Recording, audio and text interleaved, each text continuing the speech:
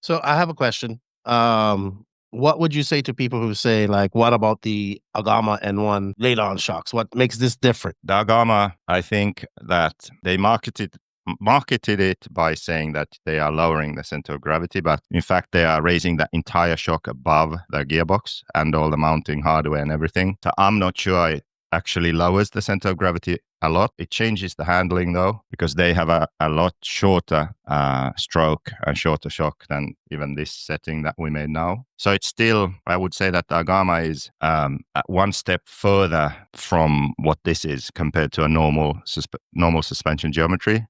And I don't think that it has the same amount of benefit because of the way it's designed. There's a 10 scale car that hasn't been released, which has a rocker arm sort of suspension setup, which is, I think, comparable to what Agama have done, but they put the shocks on the chassis. That I would say, okay, now we're talking. Now you are clearly lowering the center of gravity, and you can play around with the stroke of the shock.